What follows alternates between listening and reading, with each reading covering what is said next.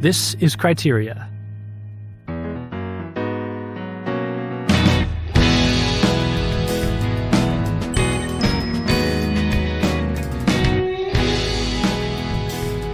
Hey everybody, welcome back to Criteria. I'm Thomas Miras, here with my co-host James Majewski. Hello, James. Hey Thomas. Hey there, everyone. A couple episodes ago, we reviewed a really wonderful new film, Triumph of the Heart, about St. Maximilian Kolbe, and we were looking forward to interviewing the director, and we have him here today. Very happy about that.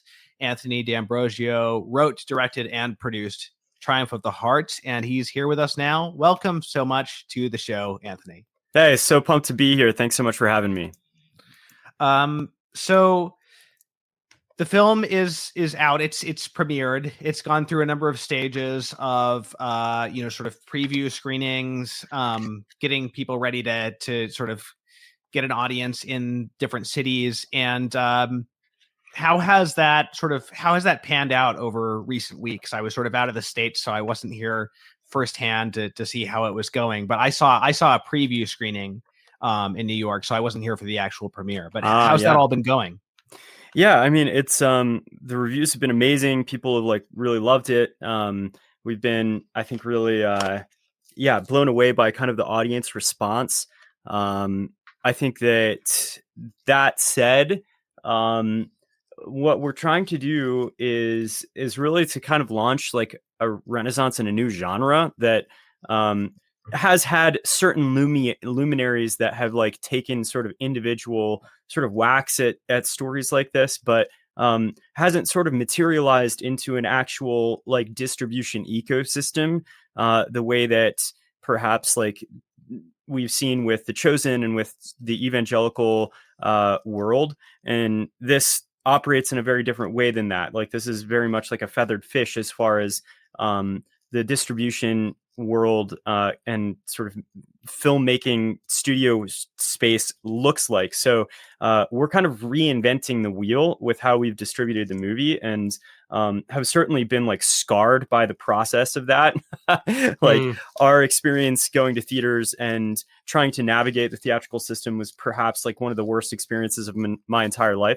And so it's just like distributing a film like this is really like a war, because there's just no space for it right now, and everything that is being made has to be sort of like completely invented from the ground up. And I can talk more about that as we go, but film right now that is trying to do something that's really beautiful, that's faith-filled, that is also artistic and gritty, really falls between the cracks of the things that the systems out there for distributing films really look like. And that's part of the problem as to why these aren't really being made that much anymore. So, yeah, that was something that I was wondering about, because of course we've seen a lot of other films more recently that I guess you could describe as a kind of Christian film renaissance. You think about the success of films like The Chosen or other saint films of recent years. But yeah, could you go a little bit more into how you see Triumph of the Heart as different, or sort of paving a different path? You mentioned it being kind of in a different genre. Could you drill down a little bit more into that?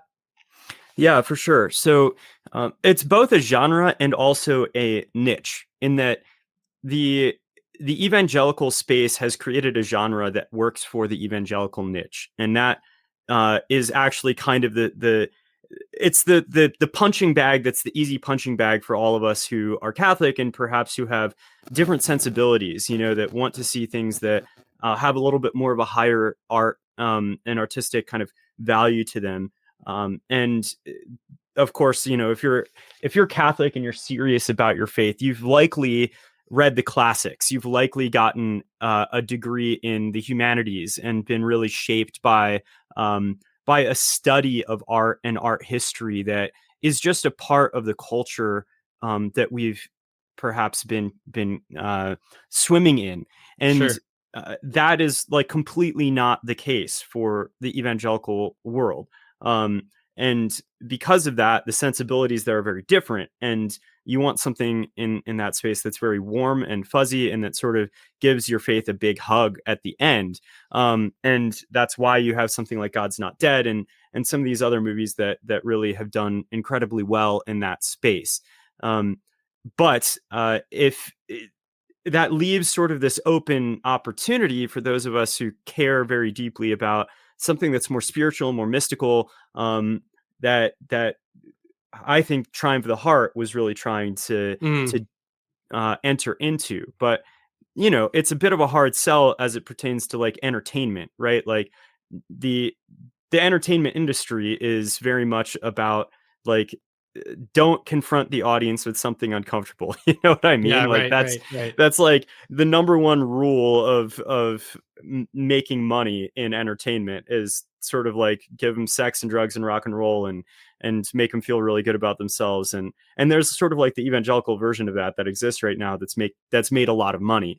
Whereas film as a medium is a very expensive medium to work in. Like ours cost about $1 million all in to make. And that is about as cheap as you could possibly make a historical drama. Like it's miraculously cheap. We actually made it for $500,000 and then like spent $500,000 on the marketing for the theatrical release. But that is that's just beans. And in this medium, it's like nothing. Cabrini cost $40 million to make. Yeah, so, right. Like we're talking just sort of like massive quantities of cash that it takes to create these sorts of really artistic, high quality, high production value type period pieces.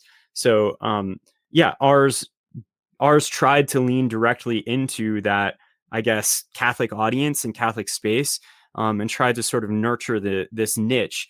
And find ways to distribute specifically to them, to the people that would be interested in experiencing a movie that's a little bit more challenging and has a little bit more, I guess, literary value to it. Yeah, that's awesome because, I think that while I've been encouraged to see certain trends in, filmmaking and perhaps Christian filmmaking over the past few years, I think that, Thomas and I have been in pretty consistent agreement here that there's like definitely something lacking. And I recently went to this arts conference here in the city that was sort of evangelical based, Christian non-denominational. And I was sort of struck by this anew. There was a lot that was presented that was of a very high caliber of sort of, proficiency of craft and polish and production. But kind of to what you're describing here, there was this kind of, warm and fuzzy feeling to it all, this saturation of a kind of brand of Christianity that in a lot of ways doesn't resonate with my experience of the tradition, the artistic tradition in the church, the classics, the grittiness that I think you can kind of just look to the crucifixion, and the cross for that. And so I know like a big thrust behind this podcast, whenever we started it a few years ago, was to begin to bring the conversation more to these films that are a part of the canon that are, really high artistic caliber, in addition to being of Catholic interest. And it was one of the reasons why I was so excited to see your film, because it felt like such a breath of fresh air. Like, yes, finally. I think the line that we used was like a film worthy of its subject, Right. But by that, what I meant was, that it really sort of leaned into the full breadth of this mystery that is sanctity, and in doing so, also went into what you've described here as like perhaps the more spiritual or mystical. I think you could also say the more poetic dimension of these stories and these depictions. I mean, I see it as being very much on the cutting edge of something of a kind of renewal.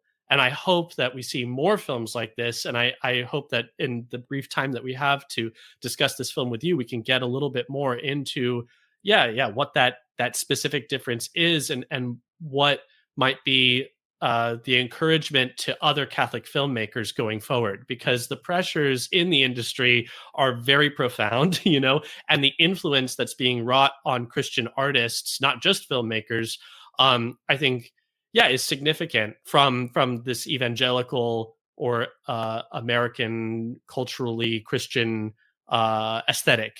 Yeah, and it's not only just, if I can just tag on to that, like it's not only just that that evangelicals are making their kinds of films, but it's also Catholic filmmakers are trying to tap into the evangelical audience and therefore kind of sanding down the rough Catholic edges, so to speak, to reach that audience, in addition to trying to mimic a Hollywood kind of model of entertainment at the same time. And that tends to, without naming names, I think tends to sap the films of what would really make them interesting. And as you say, Anthony, challenging. So I think in that sense, there's like, sometimes it's actually a little misguided when Catholic artists talk about, well, we have to make art that anybody could, we can't just speak to the Catholic ghetto. We have to make art that anybody could, enjoy. There's a sense in which that's true, and that there should be high artistic standards, right? But there's also a sense in which, well, no, the Catholicism isn't a ghetto. Catholicism actually is like everything. So like, so like if you're trying to appeal to, Catholic sort of worldview, what you're doing is actually trying to appeal to the highest standard. And it's actually okay. Fra Angelico wasn't worried about like, I have to appeal to everybody with my icons, you know what I mean? Like, I guess it depends on what kind of film you're making, partially, whether it's an icon or a general story that's not like Catholic in its subject matter. But it seems like there's a lot of hangups that Catholic artists have about like who their audience is. And I think if you just realize like what the Catholic faith is, that it's not just like a niche subculture, it is like the universal faith. So it should, you can actually reach the highest standards, even if you're only making a film for Catholics, you can still have the highest artistic standards. Yeah. I would say that the question of money is the main question, right? Like if if we're living in the middle of a Renaissance, right? The main thing that is going to be made is the stuff that pleases the people that have money. Like it's just sort of this baseline kind of truth that the taste of those who have money and who are sort of in charge of the distribution of the money are going to be the ones that determine the direction of the art that's made. And one of the reasons why we were able to do what we were able to do and take the risks that we were able to take is because we approached it very much as like very independently and very with a sort of willingness to go completely around all of the gatekeepers that are out there that do distribution. I think that, the fact that we raised the money, $5,000, $10,000, like $200 at a time when we got to the crowdfunding campaign, that it was this sort of mosaic of relationships that were all, not your big mega donors or studio people that needed to sign off on millions of dollars, but just like slow grinding out like one at a time pitches with investors at $5,000 to $10,000 kind of average investments. Like that is a completely different way of doing this. And because we were super, we were like, we're going to write a script that allows us to stay inside of the $500,000 kind of zone. That's very much like 12 Angry Men, old school type filmmaking that's trying to be really dramatic with its character arcs, but allows us to sort of simplify the actual moving pieces when it comes to the production side of things. All of that helped us to sort of have the ability to make art that we thought was going to be pure and that was focused on exactly what we wanted to say and do.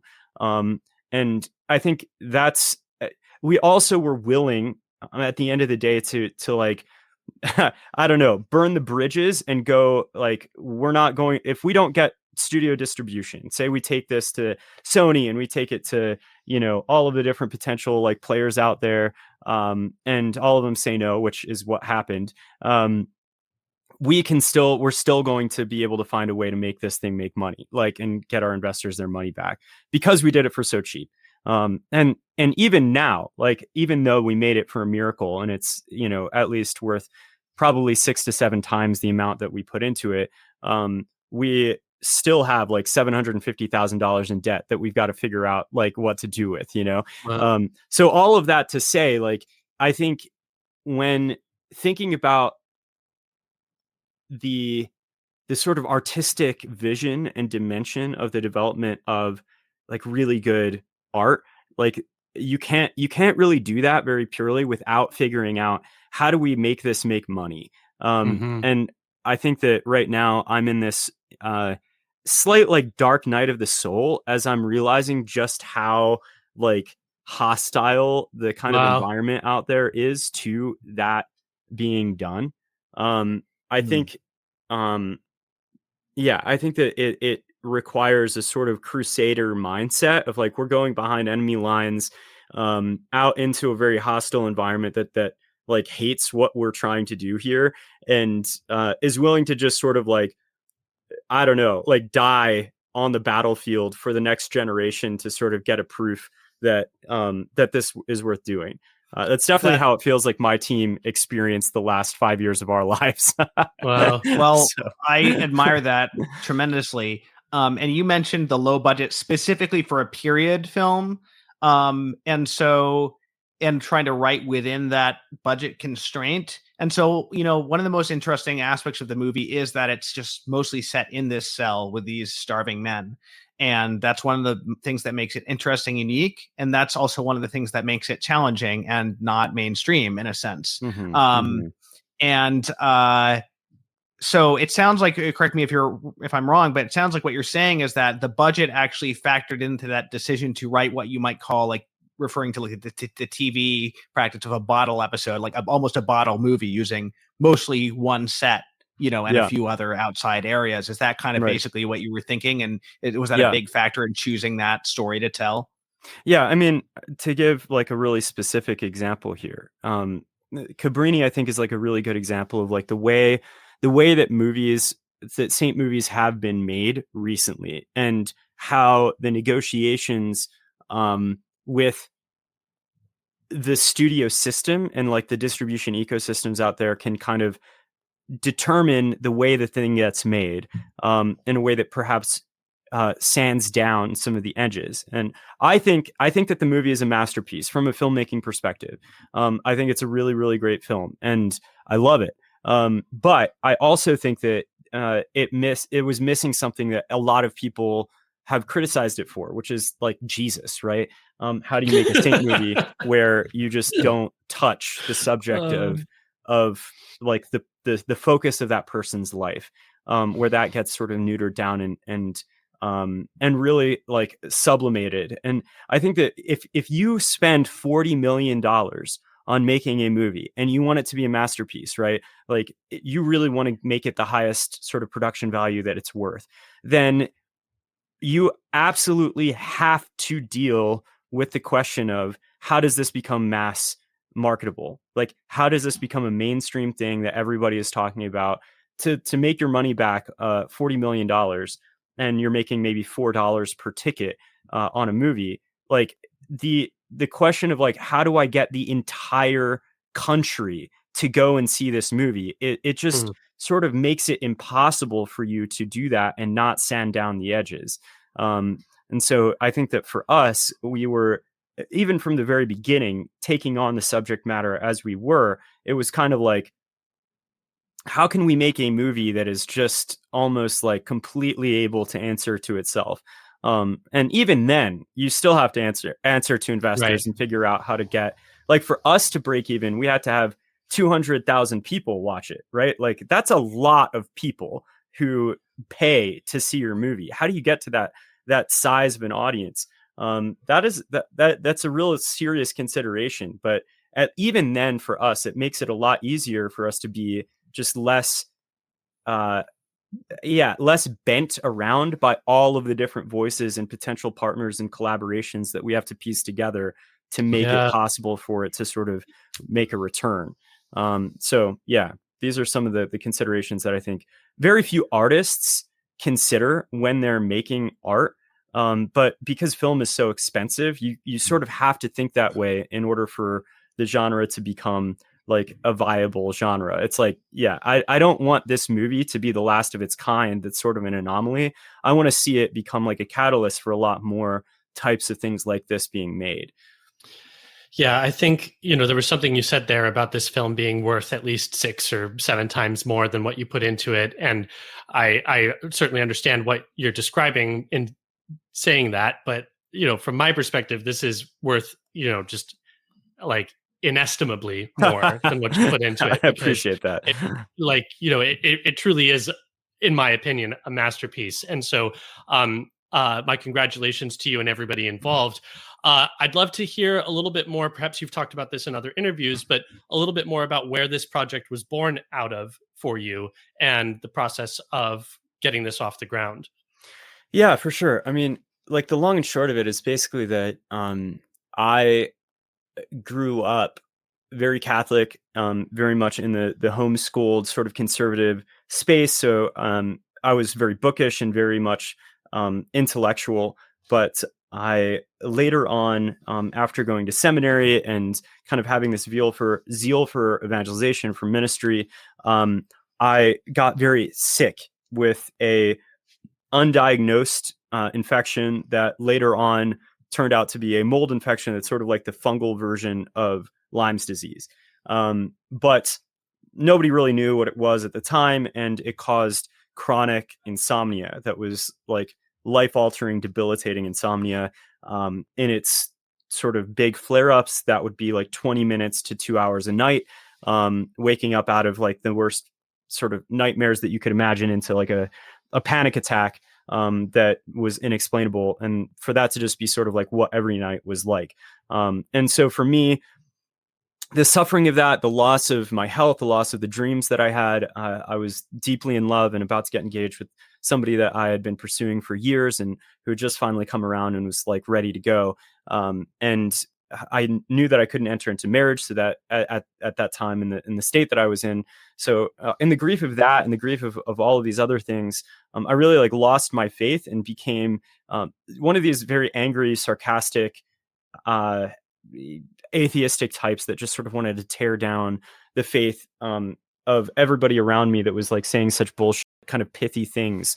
And it was ultimately like a discovery of this story through some freelance marketing work that I was doing that really began to offer me something that I could gnaw on and meditate on, that felt like there was something there. There was some meat there for me to actually process, that I had no perspective that allowed me to understand, and that made me really obsessed with this story. And for those who don't know the story, the basics are this priest, Father Maximilian Kolbe, who's kind of like the Bishop Barron, Father Mike Schmitz of his time and era, was brought into Auschwitz during the Blitzkrieg, where the Nazis came in and conquered Poland, specifically with the intention to dehumanize and destroy kind of the Polish people. That was like the context of Auschwitz in the very early stages of the war before the Holocaust happened. And so St. Maximilian Kolbe steps out of line in a lineup and volunteers to join 9 other men in a starvation bunker. And that's really where this story kicks off, at least in our movie. But the specific facts about that really caught my mind were the fact that there were 9 other men who didn't get this happy ending. Like there was this one person that St. Maximilian Kolbe saved because he traded his life for his. But to me, that was just like, I don't really care, because like most people don't get the miracle. Like most people are praying for whoever to be healed, for the cancer to go away, for whatever, and most people don't get that. And most times the answer is like, you suffer and then you're going to die, and there's not going to be a clear, obvious answer for why that is allowed.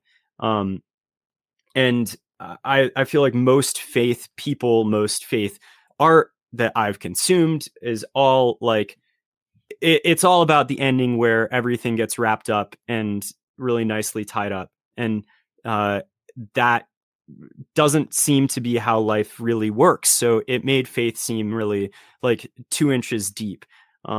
But this story really kind of grabbed me. And so I meditated on the fact that Kolbe was able to stay alive for 14 days in this cell, and was able to sort of convince all of these other men in the cell to stay alive with him, to sing songs with him, to sort of use their voices through this window to offer hope to the other prisoners outside in Auschwitz. And knowing the context of how terrible and terrifying and gritty and dark that place was, the fact that they could have hope there said that hope really was something, I think, infinite and transcendent and permanent as a part of like the foundations of the world, if you will. And so, that was the structure that I decided to take in writing the script, and that ultimately became the film, The Triumph of the Heart. Yeah, that's awesome. Thank you for sharing all of that. And I guess, it's very clear to me, thinking back on the film now, that this other major character of Albert, of course, we have St. Maximilian as the main character of the film, but actually the film is bookended by this secondary character who very much throughout the film sort of gives voice to this nihilistic, atheistic perspective on the world. And I, at the time when we reviewed this film, I had sort of remarked that I thought that this was a brilliant inclusion, not just to provide a foil for our main character, but actually to provide like a way in for the audience to almost have like a voice and another point of reference and relation in this very extreme situation. Because of course we're seeing St. Maximilian Kolbe, who's undergoing this suffering very heroically, and not without his own struggle. But we also see Albert, who's having a response that might be much more typical of any one of us in that circumstance, And so I think that it's, correct me if I'm wrong, but it sounds like this character is very much born out of your own experience going through the sufferings that you went through. Yeah, like a lot of the scenes that are with Albert are all sort of like very slightly tweaked autobiographical kind of scenes. So I think that he's even got the woman that he wanted to go back to, and right. Yeah. Right. Yeah. Sorry. Yeah. I mean, right. The dream sequence where, there's this moment in the movie that I think is perhaps like one of the more emotional moments, and dramatic moments, where this character thinks that he's getting out, and thinks that he's getting to go back to be with his loved one, and that he's been freed. And then it turns out to be a dream, and he wakes up and he's kind of right back where he was. That was like that was a moment in my life that actually happened, Wow. a dream that I had. And when I woke up, I had this freak out and had this moment of my own father sort of coming into my room and comforting me. And so I wrote that scene like in this movie, but there was a lot in the script that was really specifically like, just, I don't know. It was very easy to write because it was just like such an easy bridge, like what I was living at the time to what Kolbe and the other men experienced. And I had to write it because it was like the only way that I was able to survive the experience, and make meaning out of it. So it was very close at hand. And I appreciate you kind of pointing that out, because like one of the things that I think is a big challenge with these sorts of stories to do is that, like, if you have a saint that is doing something really heroic, especially with the story of St. Maximilian Kolbe, if you're going to start with him doing something almost unimaginably holy and heroic, and that's the beginning of his character arc, it's really hard to find a way to totally understand on a personal level how to relate with that person. So seeing the sanctity of that person through the lens of somebody that is not a saint at all, I think is a much easier way to find a way in, a vantage point into the story, to see the effect and the fruit of that saint on a person's life who is perhaps ministered to by him. Right. Well, but one of the things that's also quite remarkable about this relationship between these two characters is what they receive from one another. And so there's kind of this amazing resolution of their characters in this like very climactic moment when St. Maximilian shares with with Albert, how he was touched by him, and how like there was a witness of his love for his friend that really encouraged him. And so to me, this is very, this is one of the ways that that Maximilian is able to, if you can call it, like, redeem Albert or redeem the situation, is even just by like pointing to and loving and appreciating the good that's already in this character, which strikes me as very Christian as well. I read once that at the heart of every drama is this question that Jesus asks from the cross: my God, why have you forsaken me? And that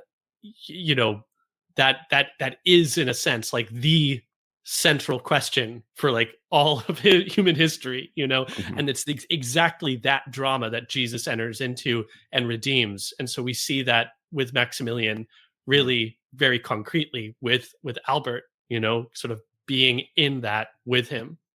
Yeah. I would say that like one of the unique things about this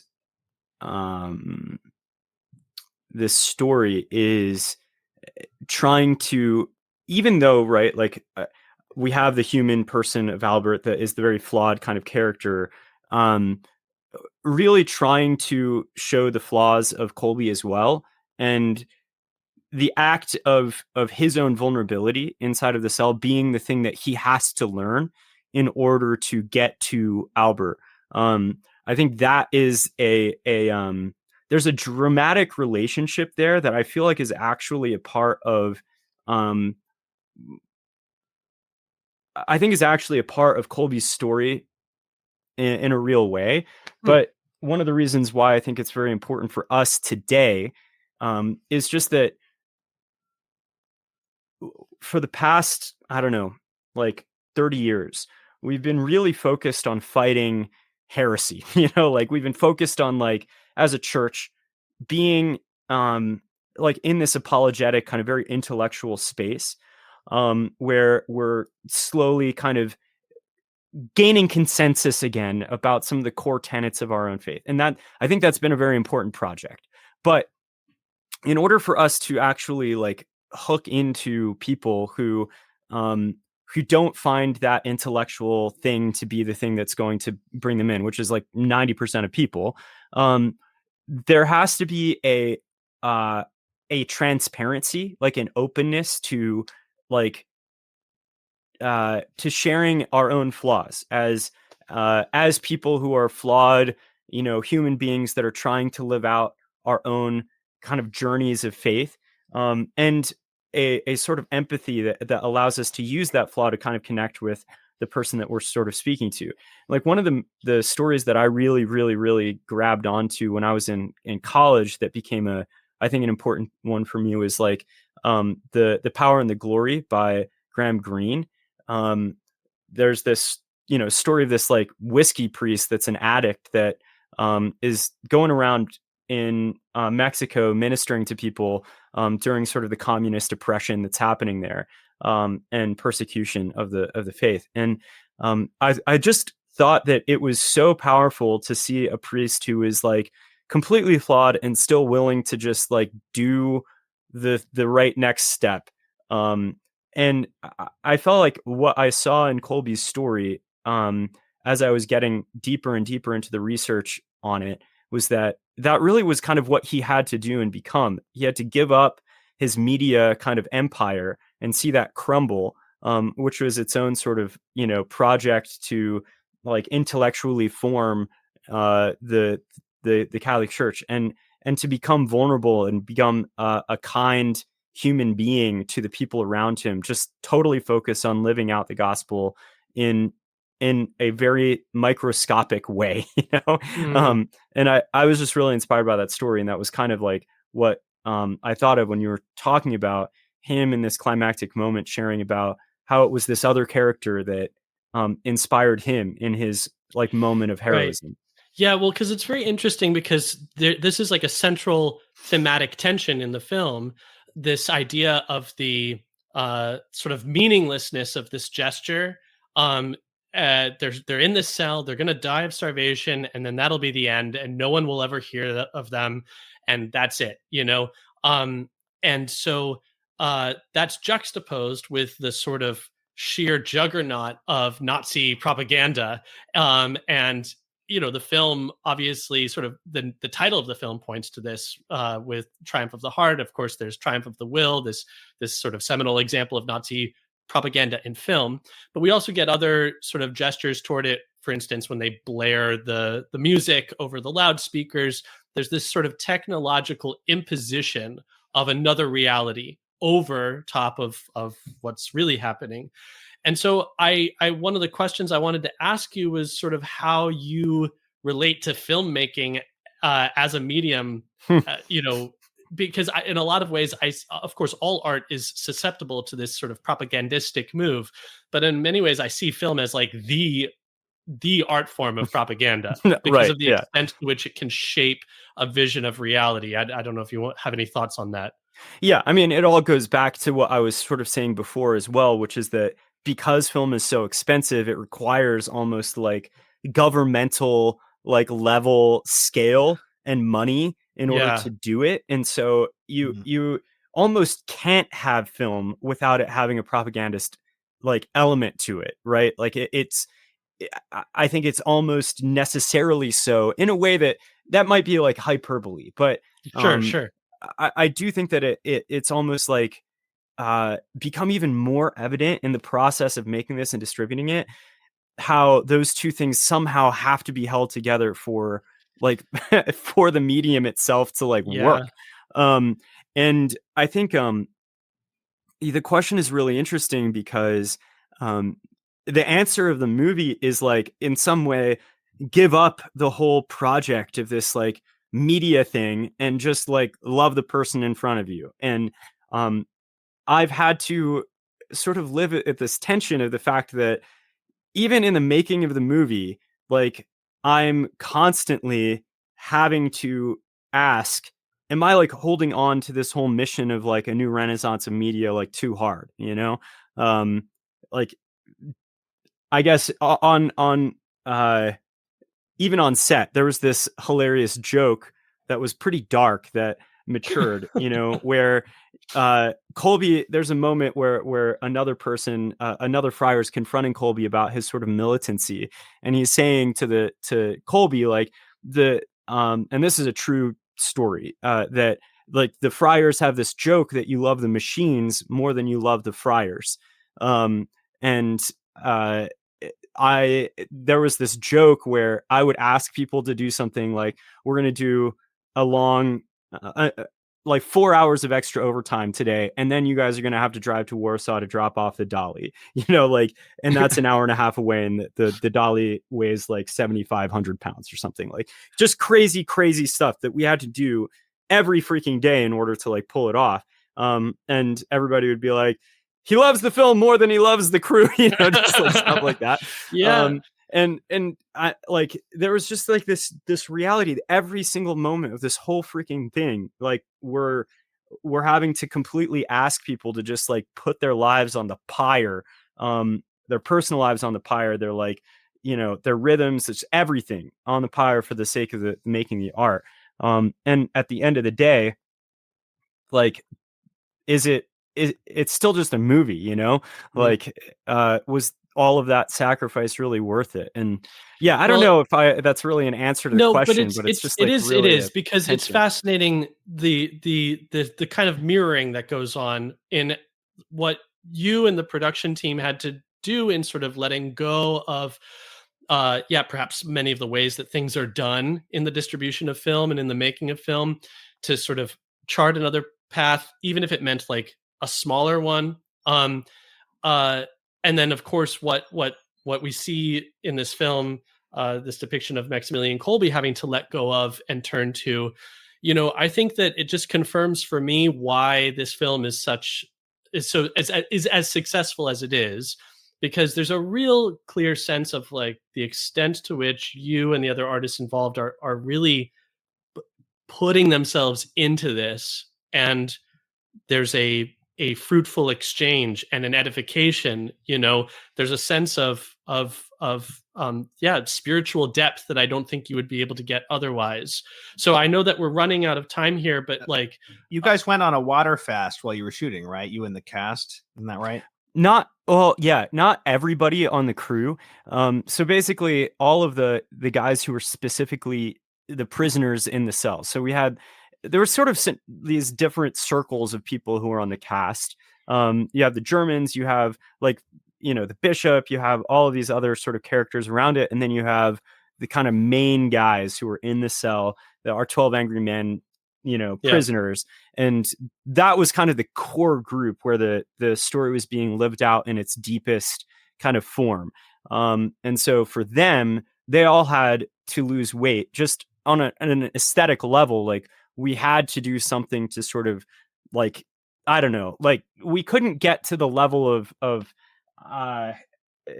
like getting everybody down to like 110 pounds or something. Like, that would be completely impossible to do and to ask, and probably excessive, like not paid. necessary. Not necessary, but like, we also knew that we had to do something to get shrunk down. And so everybody had to lose about like 20 pounds from wherever they were, was like the deal. And in order to do that, like, we get into a group chat, and everybody is like, starts getting to know each other a month before the production, just by sending pictures of like, here's what I'm eating for lunch, tuna fish and 2 like florets of broccoli, because they're all on these like 1,000 calorie to 600 calorie a day type diets, depending on how aggressive they wanted to be. So that was really, I think, the beginning of them starting to sort of like become formed as a brotherhood. Like, they have to stop going out with all of their friends, and the sort of brotherhood of like having to deprive themselves begins to take root in a relationship that becomes very deep very quickly.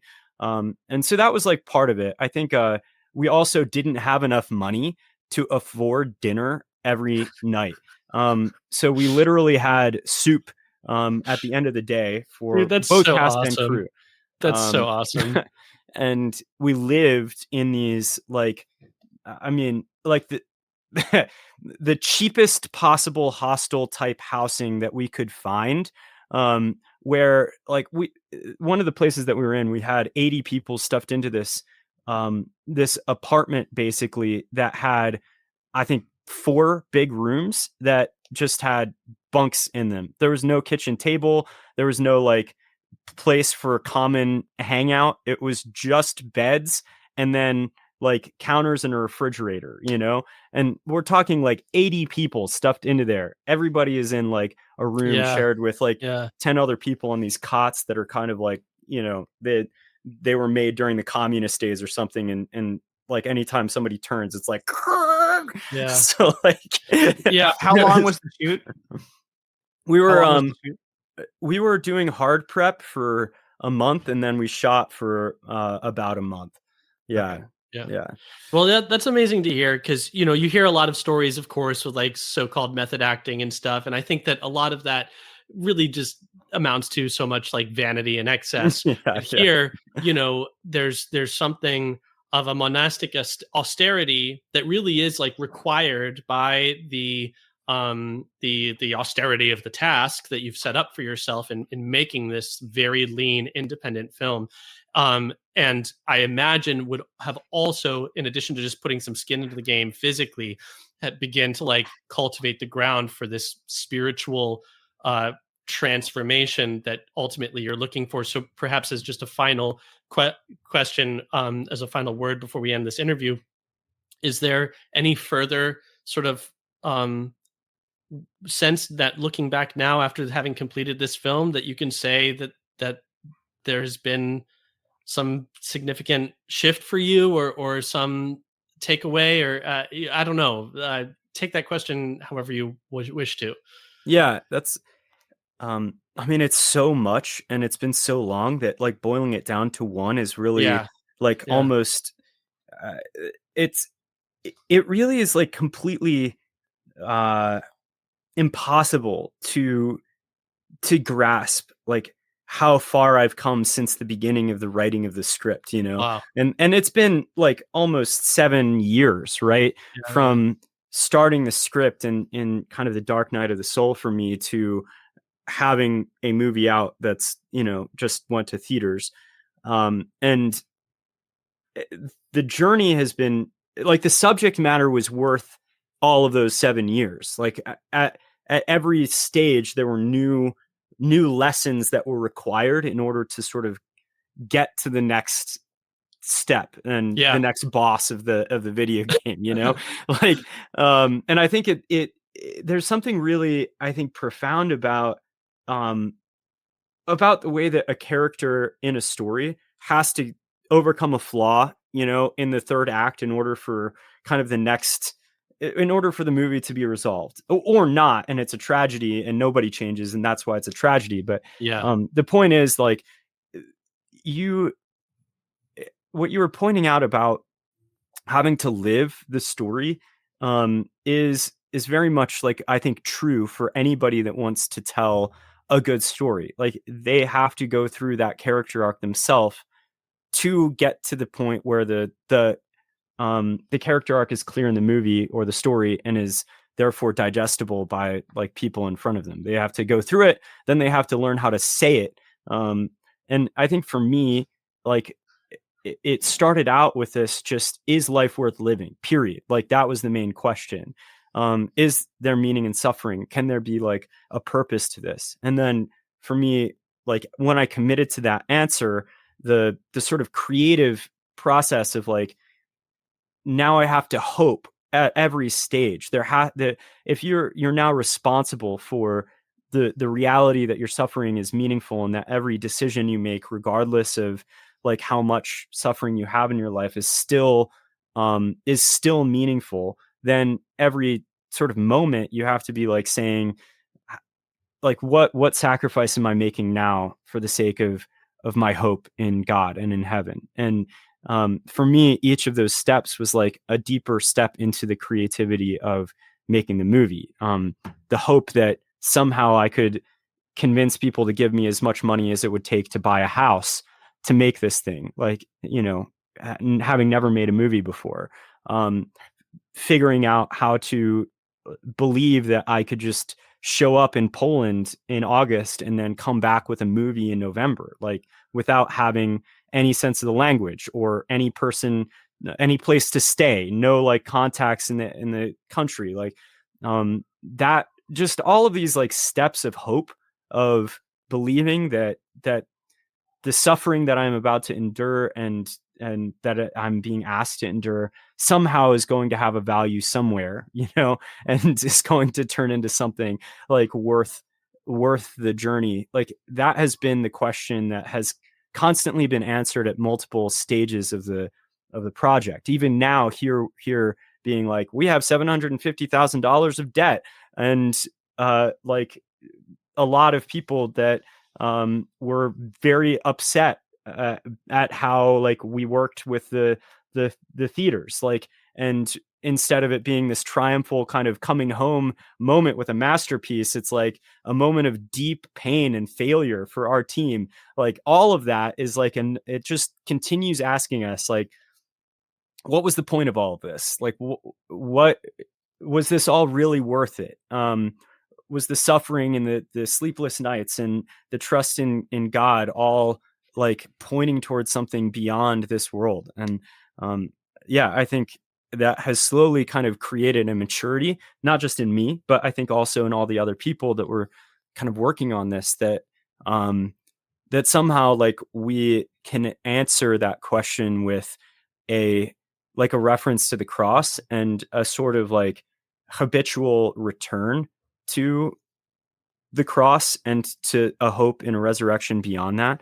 And for us right now, I think that just, like, means, yeah, we believe that God is still doing something with the sacrifice that perhaps is not fully evident yet, but that will sort of move the world to this new renaissance that we've really been dreaming and hoping of for other faith-based film that's really gritty and beautiful and real to come after. So yeah, I don't know if that's amazing, Anthony. Thank you so much. And I can't think of a better note to end this interview on. You began the interview saying that you were going through your own kind of dark night of the soul right now, and you've told us about how this project was born out of a dark night of the soul. And so I don't think that you're inside of a tragedy.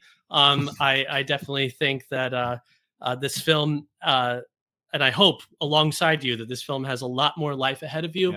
And your work as an artist too will continue to bear life. So thank you so much for giving us your time today to be with us on the show. I wish we could talk for twice as long. There's so many more questions I want to ask, but the premiere has already happened. But how can people see the movie now? And is there a call to action that you want to put out there? Yeah, for sure. So we right now, because of the way that things went with the theaters, we ended up like sort of falling into making a separate window that was like non-theatrical church local screenings.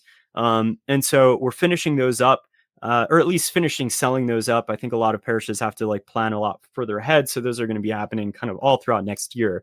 But that's if somebody wants to be sort of a crusader and help make this film or make this new renaissance kind of happen, getting behind making a screening happen in your church is like one of those ways that could be very, very helpful. So you can find more about how to do that on our website, triumphoftheheart.com.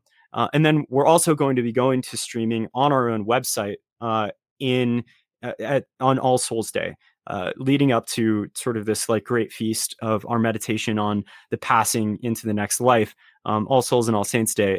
It's a sort of a perfect time that we think people might want to really meditate on something like this. So we're releasing that on our own website first before we go to like Amazon and iTunes and all these other places. And we're doing so at like what you call a premium VOD. So people are used to streaming for like $4.99. But actually right after a movie is released theatrically, usually it costs, if it's does okay, which we did, it usually costs a little bit more of like a premium. So we're paying $20 per stream until probably January, and then we'll go to Amazon and it'll be like the normal kind of $4.99 to rent. But between now and then, that's sort of our window to actually be able to make a return for the movie.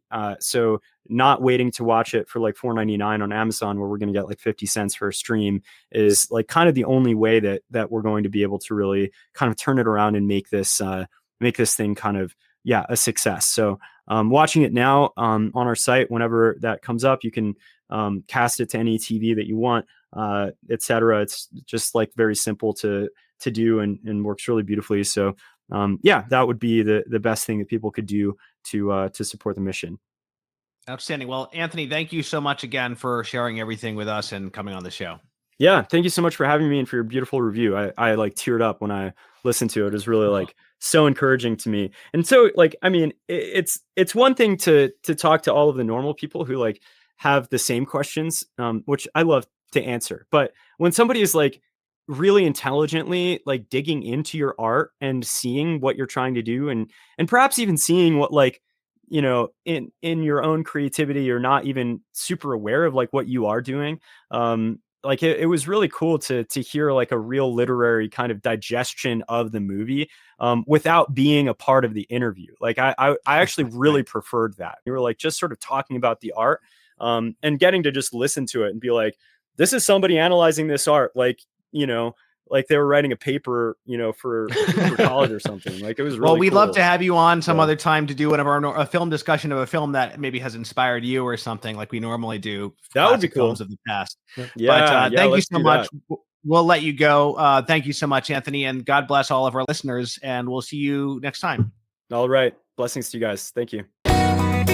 Criteria is a production of CatholicCulture.org. Check out our other podcasts, including Way of the Fathers, an early church history podcast hosted by Jim Papandrea, Catholic Culture audiobooks bringing to life classic Catholic writings, and the Catholic Culture Podcast, an interview show exploring Catholic arts, culture, and issues. You'll find all of this, as well as Catholic news, commentary, liturgical resources, and much more at CatholicCulture.org.